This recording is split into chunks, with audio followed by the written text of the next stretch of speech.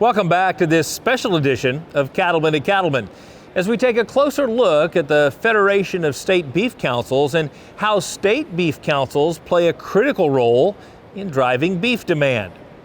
Now joining us is Lauren Maehling. She's the executive director of the Arizona Beef Council. Lauren, welcome to the show. Great to join you all. Let's begin the conversation about talking about that collaboration and the true partnership that exists between the Federation and the state beef councils. Yes, a great benefit of the Federation of State Beef Councils is that collaboration between high cattle and beef producing states like Texas and Oklahoma and smaller cattle states like us in Arizona and many around the country, where we have a very large consumer population center. We have over 7 million people in Arizona, but a lot fewer cattle. So that collaboration and support from other cattle states to smaller states is very beneficial to reach consumers across the country. Especially important is that unified, cohesive message that we're able to extend from the national programs to extend to our large consumer bases. So this past year has been unique in many ways given the pandemic, and I'm curious, Clay, while it created some challenges, it also created some opportunities for the beef industry, didn't it? Yes, it has, Kevin, and we've already talked about one of those today, and that was the Beef It's What's for Dinner 300. It was a collaborative effort between the states and the Federation of State Beef Councils where we all partnered together to support that event. But not only that, but where the Federation is housed inside, we support our state beef councils with website design, IT support, where all of our states are the same across the board, where we support those small states like Arizona, larger states like Texas and myself in Oklahoma. But we collaboratively work together to build beef demand across the states, where the Federation is housed within NCBA, but where we support all of our states and those producers within those states. You know, nothing says summer or early fall to me like grilling a steak or a burger on a barbecue grill, and I heard some interesting statistics about just the sheer number of smokers and grills that were sold during the pandemic last year. I'm curious, what are we doing in the beef industry to make certain that beef is the protein people are putting on their barbecue grills and smokers?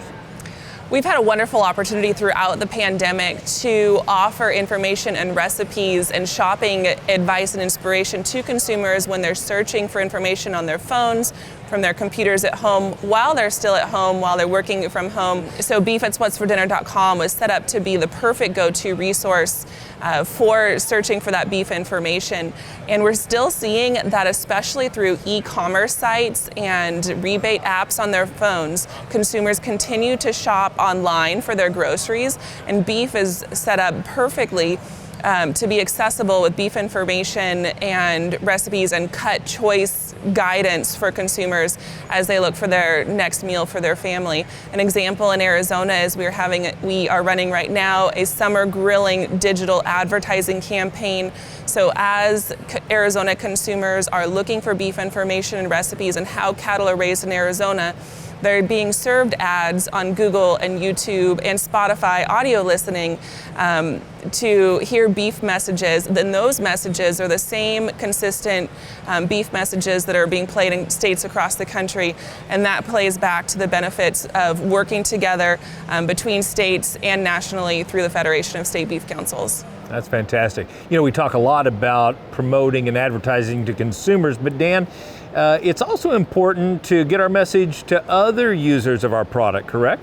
Oh, absolutely. Look, we're about one thing, and that's increasing beef demand overall.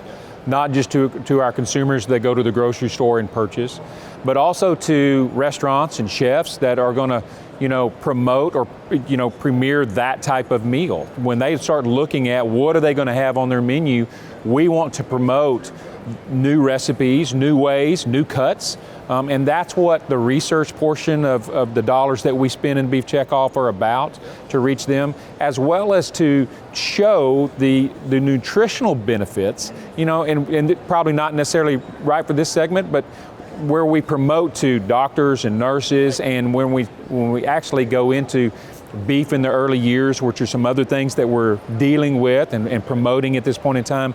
We look at a broad brush when we're trying to increase beef demand and to show the ultimate consumers and those who are using our product, as you said earlier, license, to feel good about what they're consuming. We want to do that, and we're able to do that because we have the science and the data behind it. And so that's important, I think.